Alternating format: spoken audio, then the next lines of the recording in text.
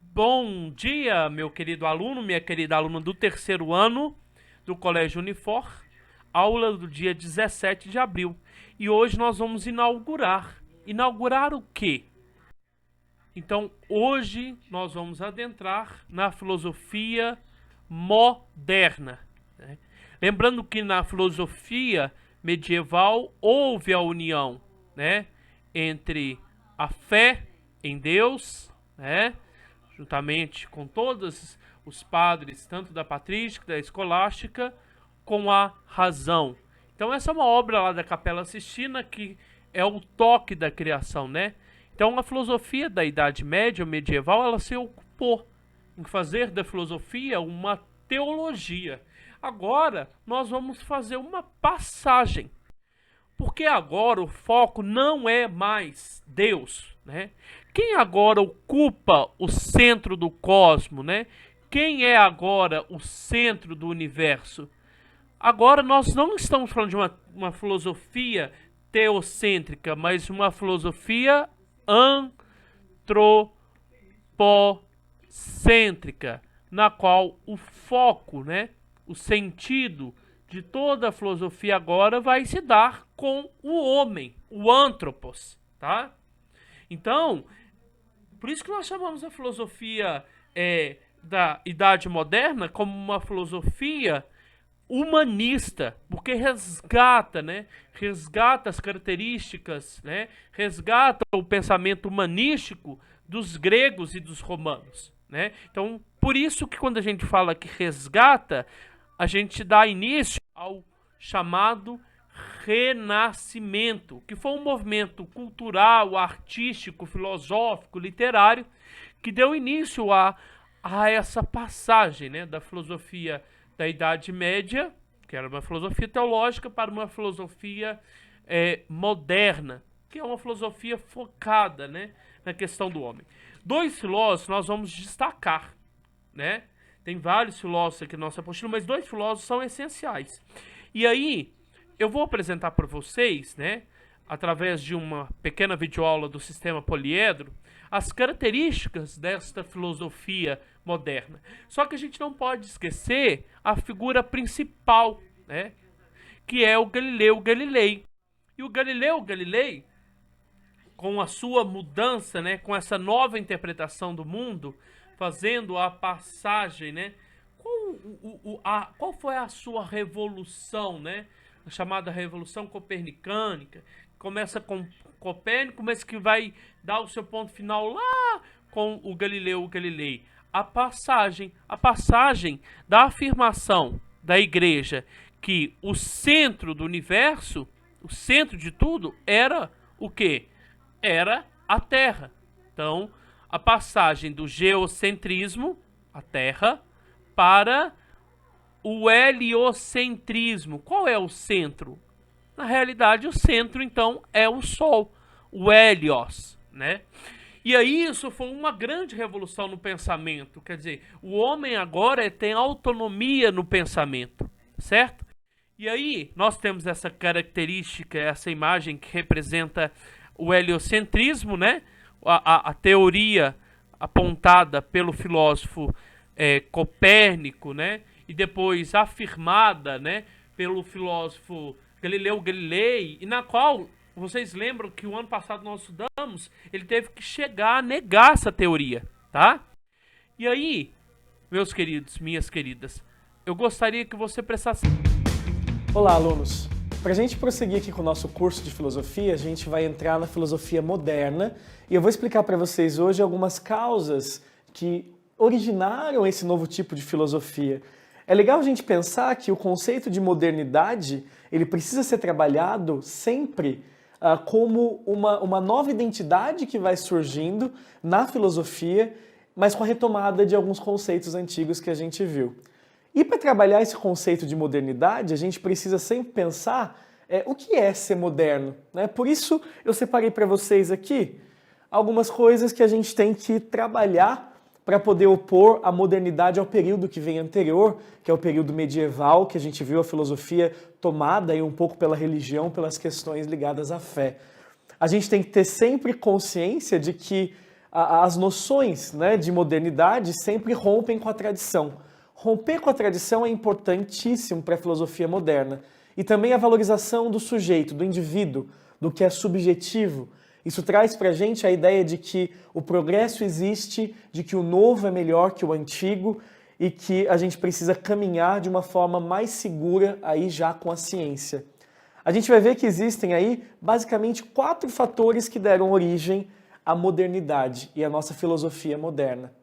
Um desses fatores é, sem dúvida nenhuma, o renascimento cultural que a gente vai abordar na aula de hoje. O Renascimento, como um conjunto de práticas e pensamentos que retoma a cultura greco-romana, vai acabar influenciando a filosofia por retomar obras clássicas como Platão e desprezar uma parte aí do conhecimento aristotélico que vai ser retomado mais tarde por outros filósofos. A gente tem que pensar também no impacto que a descoberta do Novo Mundo, a América, representou aí pra gente. O Novo Mundo abriu aí novas possibilidades, novos contatos e mudou um pouquinho também a forma de pensar e a forma de agir do europeu que estava saindo da Idade Média nesse momento. E a gente tem que pensar em outras 2 coisas.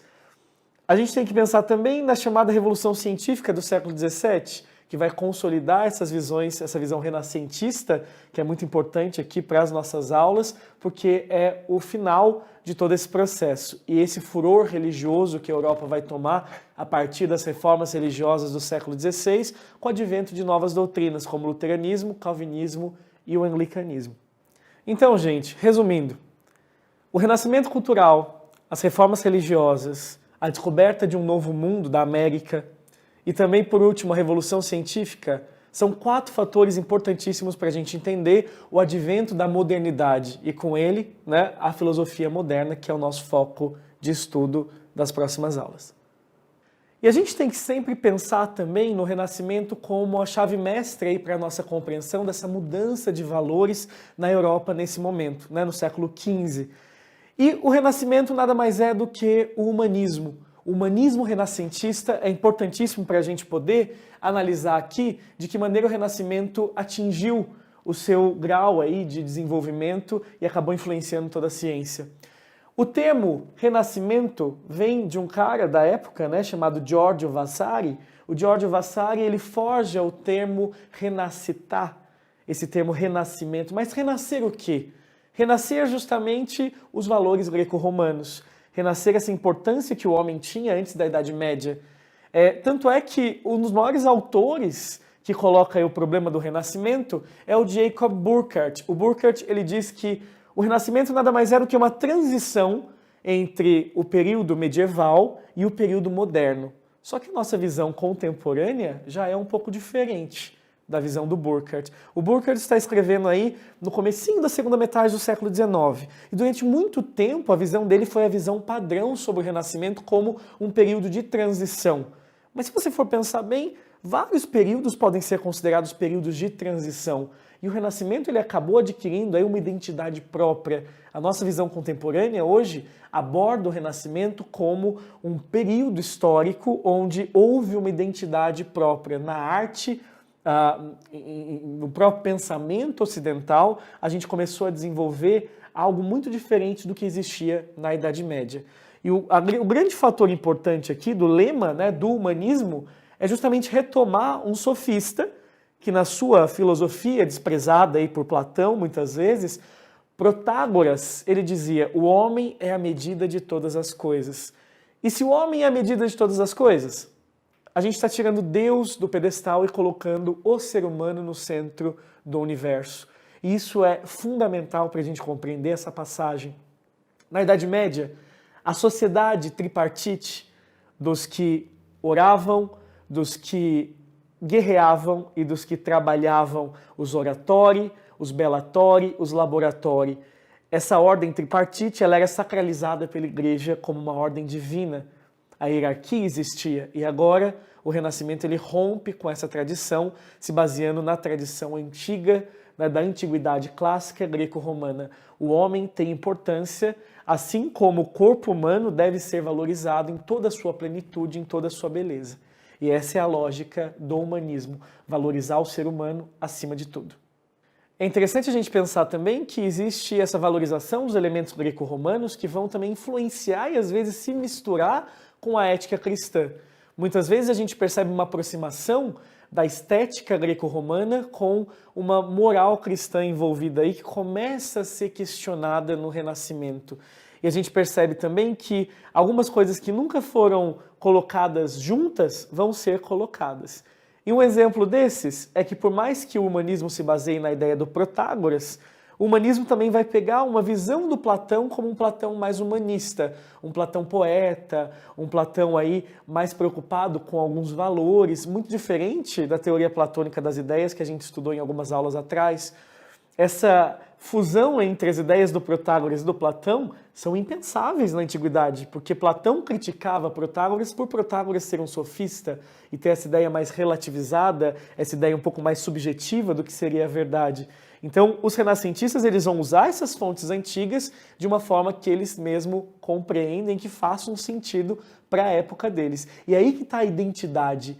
Por exemplo, na negação, muitas vezes, das ideias do Aristóteles, porque Aristóteles ele remete à escolástica medieval, às ideias de Tomás de Aquino, a principal teoria da igreja depois de um tempo. E você, claro, né, não concordar com Aristóteles, batendo aí na quina justamente da escolástica, é uma inovação. É você estar rompendo aí com a tradição anterior.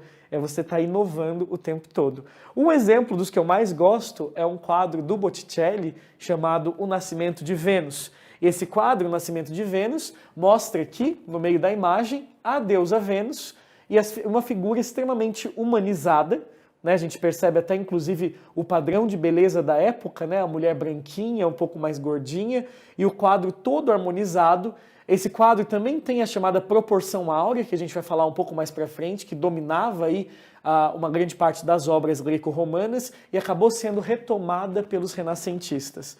O quadro Nascimento de Vênus é importante para a gente poder conversar justamente sobre a ideia que existe nesse período que muita gente fala que é de transição, outros falam que tem uma identidade própria. Na Idade Média, o homem é fruto do pecado. O homem é um ser degenerado, expulso do paraíso. Eles falam o tempo todo na igreja da miséria hominis. O homem como um ser miserável que tenta se religar a Deus o tempo todo. O Santo Agostinho dizia sempre isso, né? Que existe uma trajetória do ser humano que foi, na verdade, desconectado do Uno, né? Desconectado de Deus, e que a gente precisou vir para a Terra para tentar depois buscar esse perdão e voltar mais tarde a ser um com Deus. O Renascimento já não trabalha dessa forma. O Renascimento e toda a modernidade posterior vai retomar a dignidade humana.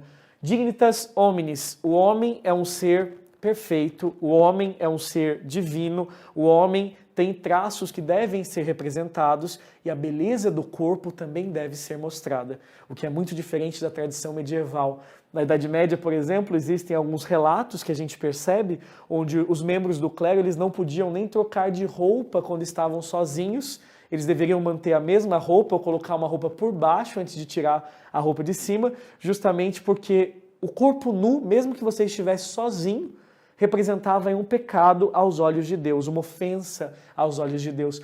Toda essa noção medieval, ela vai por água abaixo no Renascimento, embora muitos temas religiosos ainda apareçam nesse processo.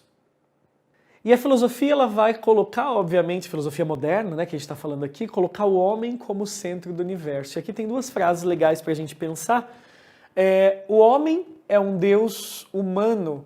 Essa frase do Nicolau de Cusa mostra para a gente que o homem precisa ser valorizado. Ele não é um Deus no sentido absoluto, ele não é um Deus todo-poderoso, onisciente, onipresente, mas ele tem grandes possibilidades que devem ser aproveitadas. E ele diz o seguinte: o homem é o microcosmo que representa em si a harmonia do cosmo. E como que essa harmonia ela seria representada? Justamente nas linhas, nas proporções, nas formas da obra de arte. A gente percebe que nas artes plásticas, essa é a representação da perfeição humana. O corpo deve ser valorizado, a beleza é um valor que deve ser cultivado sempre. E buscar esse padrão e tentar elevar essa técnica é uma garantia aí que os renascentistas sempre têm para poder transformar essa visão moderna no que a gente conhece hoje em dia. Na aula de hoje a gente viu que existem 4 fatores básicos aí para explicar esse caminho do homem rumo à modernidade.